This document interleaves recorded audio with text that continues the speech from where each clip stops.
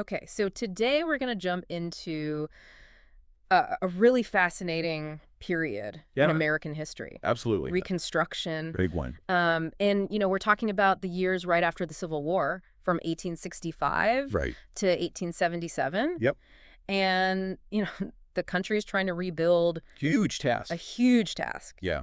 And we have a lot of different sources here. Yeah, you've given me quite a collection. Yeah, we've got like the National Park Oh, Service, wow. PBS, That's a question for you. Britannica, Wow. History.com, the Library of Congress. The heavy hitters. No. Some serious research there. So really a big range of stuff. And I think what we want to try to do today is Yeah. sort of navigate this really complicated time, understand what people were trying to do back then, Their goal. and really think about how it still affects us today. The echoes of Reconstruction. Yeah, the echoes of Reconstruction. It's a great way to put it. So just starting out, one of the things that strikes me is that Reconstruction, this wasn't just one, simple thing Oh, and all. that everybody agreed on. Yeah. Looking at all this research you gave me, Yeah. it's clear that there were all sorts of different visions for what the country should look like after this, After the war. horrible war. Yeah. Yeah, so some people were focused mainly on just bringing the North and the South back together. Like just patching things up. Yeah, getting the band back together. Right back to business as usual. But then there were others who were really pushing for, Real change. like true freedom and equal rights for formerly enslaved people. Yeah, the emancipationist vision. Yeah. Like this was their chance to really remake society, Oh, yeah. make it more just. Yeah. But then at the same time, you've got this really deep-seated ideology of white supremacy, Right. which was actively working against any kind of, Real progress. any real progress towards racial equality. So it's like these competing forces. Yeah, it's tug of war. Yeah, a tug of war. You got it. And so if we think about the goals of Reconstruction, right? What were people actually trying to achieve? Yeah, what were they aiming for?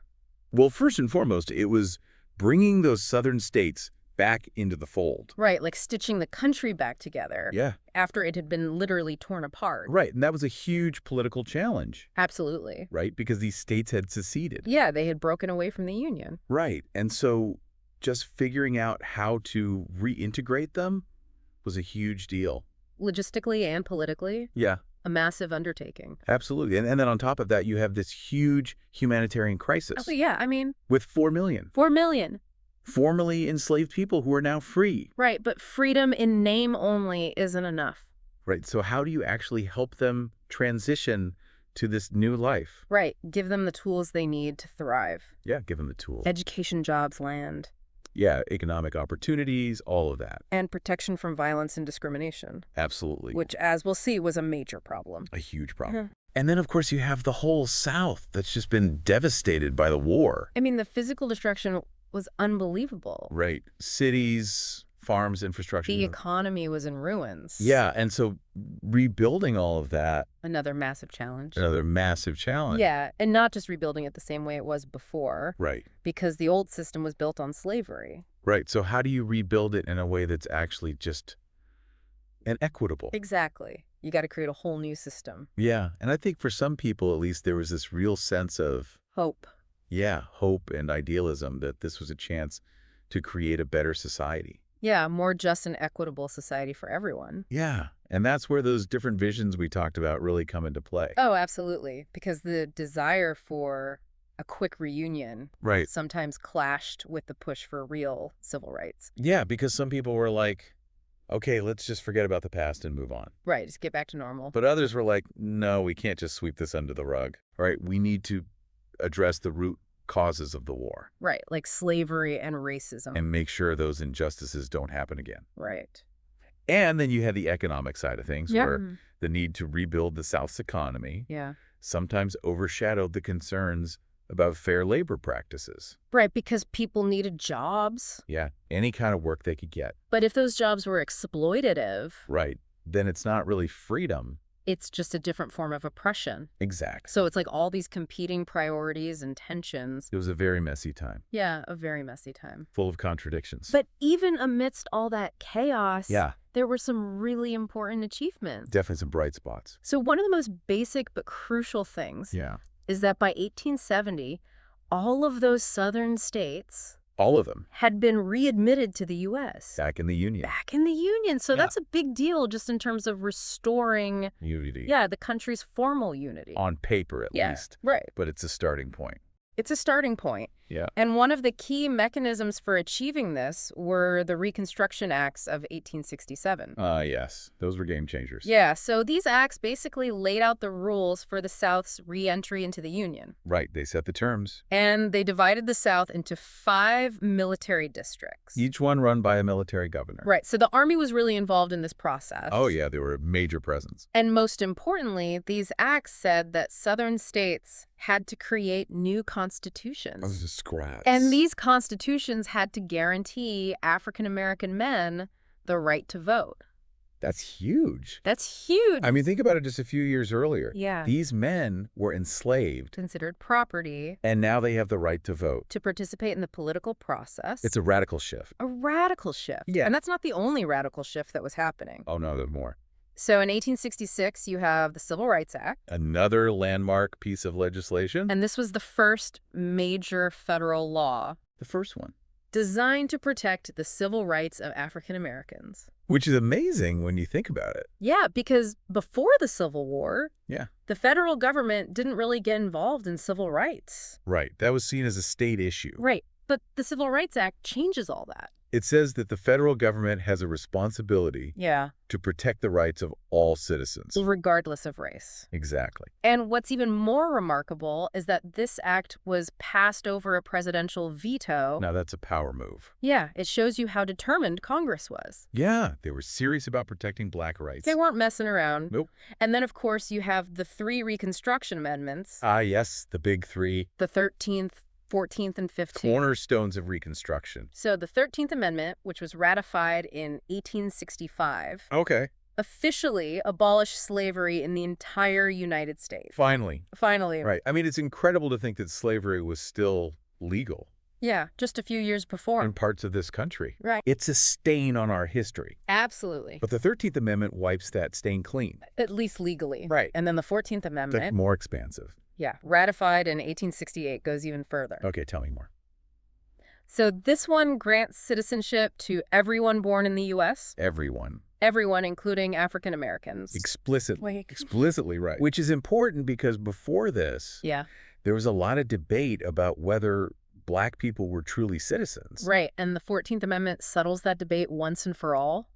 It says that if you're born here, you're a citizen. Period. Period. And it also guarantees equal protection under the law. Now, this is huge. It's just huge. Because it means that everyone is supposed to be treated equally by the government. Right. Regardless of their race. Regardless of their race. And this really changes the relationship between the federal government and the states. How so? Well, before this, the states had a lot of power Yeah. to discriminate against their own citizens. Right. But the 14th Amendment says that the federal government can step in Yeah. and protect people's rights. If the states aren't doing it, Exactly. it's a really important shift in power. A major shift. And then we come to the 15th Amendment. Which was ratified when? In 1870. 1870, okay. And this one specifically grants African American men Specific. the right to vote.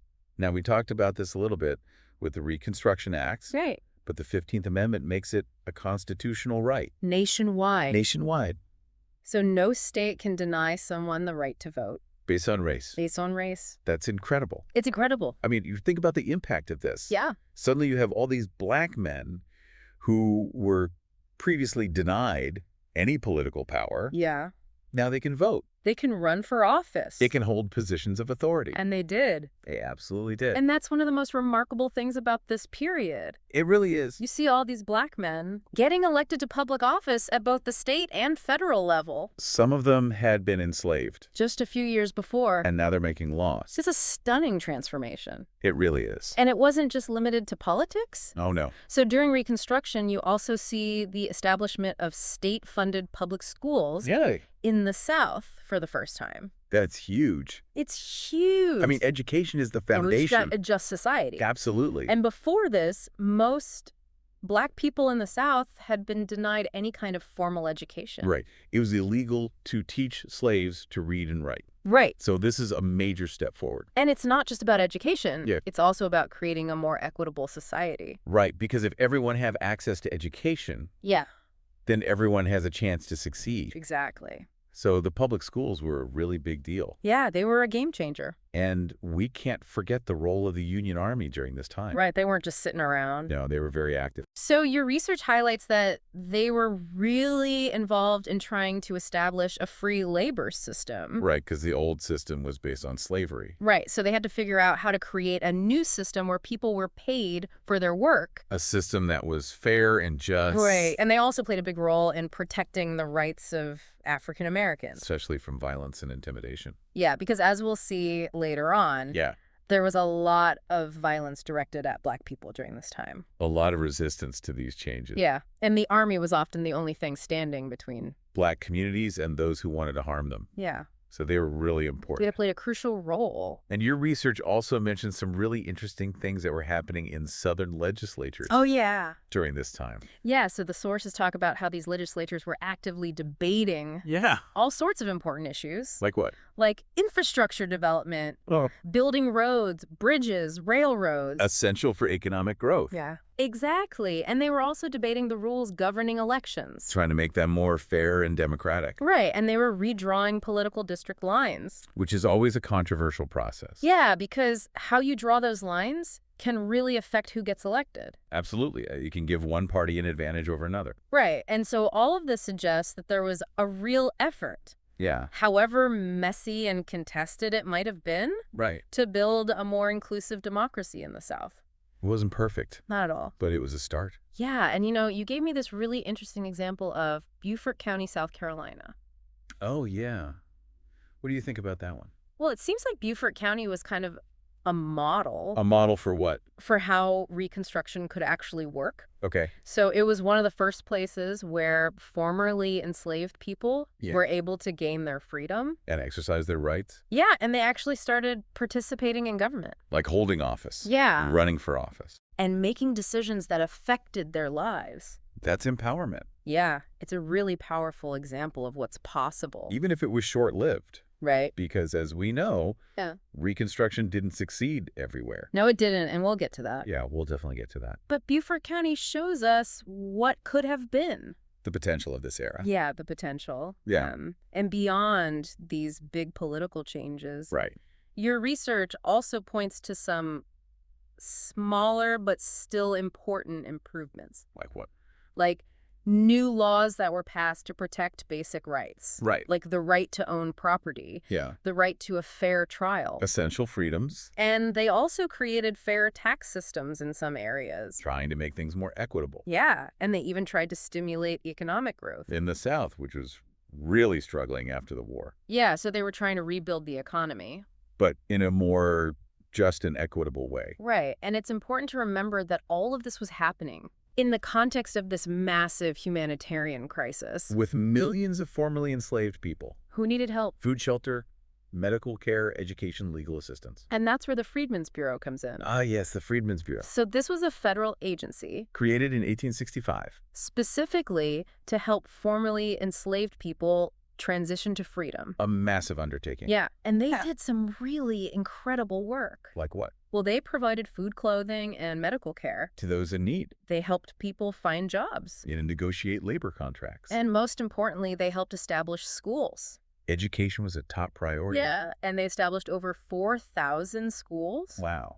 that educated over 250,000 children. That's amazing. Yeah, it's a really significant achievement. It really is. And the Freedmen's Bureau wasn't alone in this effort. Well, no. So there were also all these teachers and missionaries Both black and white. who came from all over the country. To help educate formerly enslaved people. Yeah, they often faced really difficult conditions, Yeah, danger even. but they were determined to make a difference. It's inspiring. Yeah, it really is. So you see all these positive developments happening during Reconstruction? Right. It seems like things are really moving in the right direction. And in some ways they were, but But there's always a but. So we've talked about all these successes, the achievements. but it's important to remember that Reconstruction ultimately failed. Yeah, it didn't achieve its goals. And the reasons for that failure are really complex and interconnected. It's a tangled web. Yeah, but I think one of the main reasons is Yeah. the just pervasive and deep-seated racism Yeah, it was everywhere. in the South. And to some extent in the North, too. Yeah. And this racism manifested itself in all sorts of ways. like violence, Yeah. intimidation, discrimination, Legitimate exploitation. political disenfranchisement, So it was really a multi-pronged attack. on Black freedom and equality. Yeah, and one of the most visible and terrifying manifestations of this racism was the rise of groups like the Ku Klux Klan. Ah, yes, the KKK. So this was a white supremacist terrorist organization. We were domestic terrorists. Yeah, and they used violence and intimidation To terrorize Black people. to prevent them from exercising their rights. To keep them in a subordinate position. And they were incredibly effective. Unfortunately. Yeah, they were responsible for countless acts of violence. Lynchings, beatings, arson. They targeted individuals. They targeted communities. They burned down schools and churches. They wanted to send a message. Yeah, a message of fear and terror. And they succeeded. Yeah, they made it incredibly dangerous for Black people To vote, to run for office, to speak out. to simply exist. And your research suggests that this violence Yeah, was a major reason why Reconstruction failed. it undermined Black political power.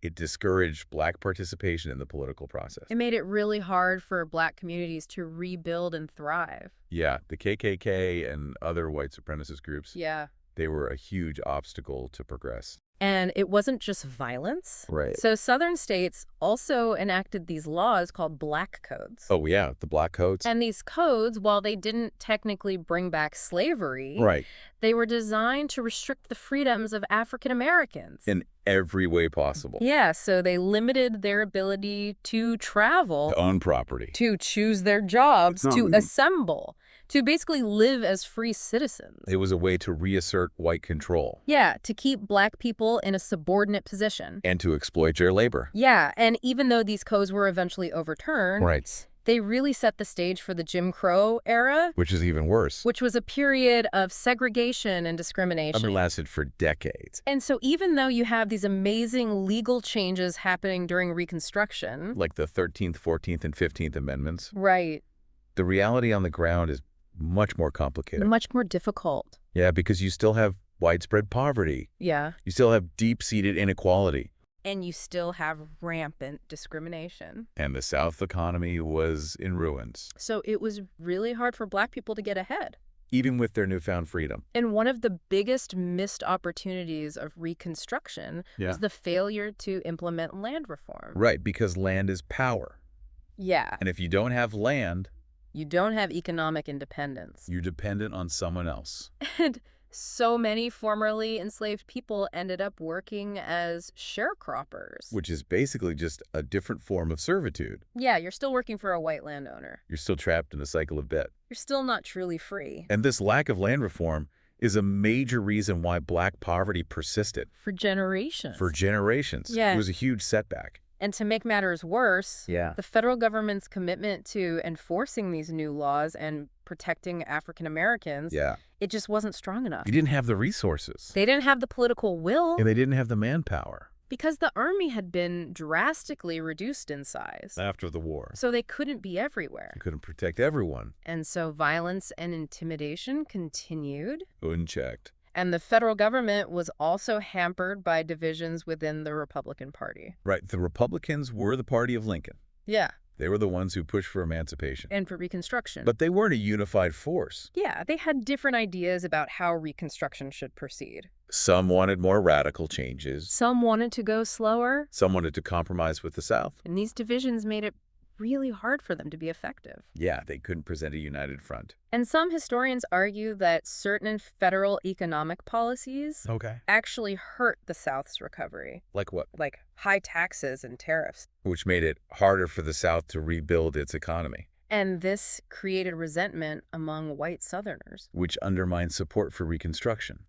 So it's like all these factors are working together To undermine Reconstruction. to make it fail. Yeah, it's a perfect storm. Yeah. And so Reconstruction officially ends in 1877, With the withdrawal of federal troops from the South. which basically gives white Southerners control again. And they immediately start rolling back the gains of Reconstruction. Yeah, they enact Jim Crow laws. They disenfranchise Black voters. They perpetuate segregation. And they create a system of racial oppression. That lasts for almost a century. It's a tragedy. Yeah, it's a tragedy. But even though Reconstruction failed in many ways, Yeah, it still had a lasting impact. absolutely. So one of the most important legacies of Reconstruction Yeah. is the legal framework for equality that it established. Right. The 13th, 14th, and 15th Amendments Those amendments are the for foundation. the Civil Rights Movement. Exactly. So even though they weren't fully enforced at the time, Right. they provided the legal basis for later challenges to segregation and discrimination. So Reconstruction planted the seeds Yeah. for future progress And it also showed that the federal government could intervene. Yeah. to protect the rights of its citizens. Even when states were resisting. Right. And this established a precedent However imperfect. that would be important in the future. And we can't forget the expansion of public education in the South. Right. Even though it was unequal and underfunded. It was still a major step forward. And it had a long-term impact on literacy rates and opportunities. And the Freedmen's Bureau played a huge role in that. Oh yeah, they established thousands of schools. And they provided educational opportunities to hundreds of thousands of children. And the teachers and missionaries who worked during this time, Yeah. they were incredibly courageous and dedicated And they helped lay the foundation. for future generations of Black leaders and educators. So even though Reconstruction had its failures, Yeah, it also had some really important successes. that we shouldn't overlook. Right. But it's also important to remember that Reconstruction didn't erase racism. No. It didn't create a truly equal society And in some ways, it made things worse. because it created a backlash. Yeah. White Southerners were furious, About the changes that were happening. and they were determined to regain control. And they did. And that's how we get the Jim Crow era. A period of intense racial segregation and oppression. Yeah. It's a dark chapter in American history But it's a chapter that's directly connected to Reconstruction. because Reconstruction didn't fully address the root causes of racism And so those problems festered and eventually exploded. in the form of Jim Crow. And one of the most poignant examples of this ongoing struggle for freedom and opportunity Yeah. is the Exoduster movement. Tell me about that. So this was a movement of African Americans Okay. who left the South after Reconstruction. Where did they go? Well, a lot of them went to Kansas Kansas. Okay. and other Western states, Interesting. and they were looking for better lives, Better opportunities. freedom from violence and oppression. Makes sense. Yeah, they had hoped that Reconstruction would bring them equality. But when that didn't happen, They decided to leave. to start over somewhere new. And this movement really highlights the enduring hope Yeah. that Reconstruction had ignited. Even though it ultimately failed. Right. So Reconstruction is a mixed bag Yeah, it's a story of both progress and setback, of triumphs and tragedies. hope and despair. And it's a story that's still relevant today Absolutely. because we're still grappling with many of the same issues. Yeah, like racial inequality, economic injustice, political polarization. And the legacy of slavery. So what do you think? What do I think about? What about Reconstruction? Oh, man. That's a big question. Yeah, no, it's a lot to process. Well, I think it's clear that Reconstruction was a period of incredible ambition. Yeah. And there were some really significant achievements. Like the constitutional amendments? The 13th, 14th, and 15th. Yeah. And the initial steps towards Black political participation. Yeah, and public education in the South. But ultimately, it was undermined by deep-seated racism, Yeah. by violence and intimidation. And by a lack of sustained federal commitment. So it's a story of both progress and failure. A cautionary tale. A reminder that change is hard And that it takes time. and that it's fragile. Yeah. It's a lot to think about. It really is. What about you? What stands out to you the most about this period? I think for me, it's the fact that even though Reconstruction failed, Yeah. it laid the groundwork for the civil rights movement. Yeah. The seeds of progress were planted. And that gives me hope. Hope for the future. Yeah, hope that even though we haven't achieved full equality yet, Right. we're still moving in the right direction. And that the struggle continues. The struggle continues. And we have to keep fighting We do. for a more just and equitable society. That's what Reconstruction was all about. That's what it's always been about. And that's what we have to keep fighting for. Absolutely. So, yeah, I think that's a good place to end it. A good place to pause and reflect. Yeah, because Reconstruction is a story that we're still living. It's a story that's still unfolding. And it's up to us to write the next chapter To learn from the past. and to build a better future. I think that's a great message to leave our listeners with. Yeah, I think so too. Thanks for having me on. Thanks for coming.